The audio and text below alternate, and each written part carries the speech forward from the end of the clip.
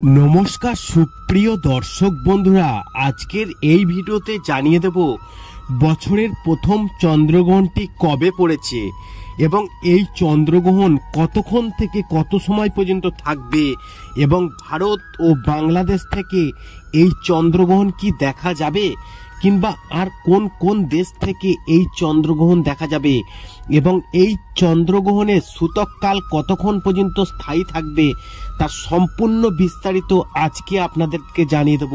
তাই বলবো আপনারা ভিডিওটি শেষ পর্যন্ত দেখতে থাকবেন, আর ভালো লাগলে অবশ্যই কিন্তু একটি লাইক করবেন। দেখুন, আগামী 25শে মার্চ 2024 সোমবার ফাল্গুন মাসের পূর্ণিমা তিথিতে বছরের প্রথম চন্দ্রগ্রহণটি হতে চলেছে।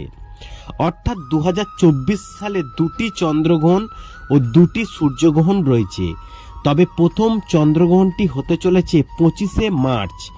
এরপর বছরের প্রথম সূর্যগ্রহণটি হবে আগামী এপ্রিল মাসে চৈত্র অমাবস্যায়।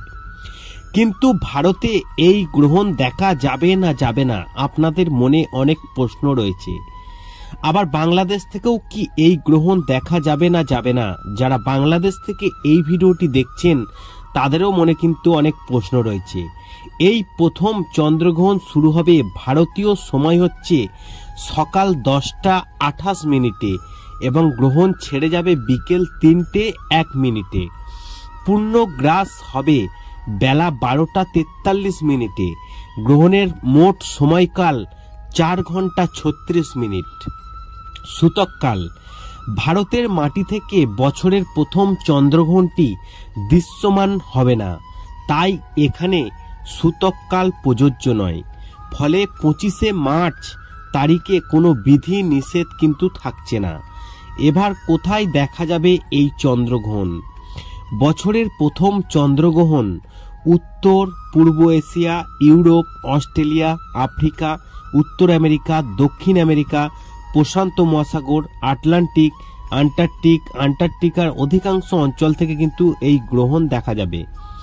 নতুন বছরে সবে পা পড়েছে 2024 সালে দুটি চন্দ্রগ্রহণের সাক্ষী থাকতে চলেছে মানুষ।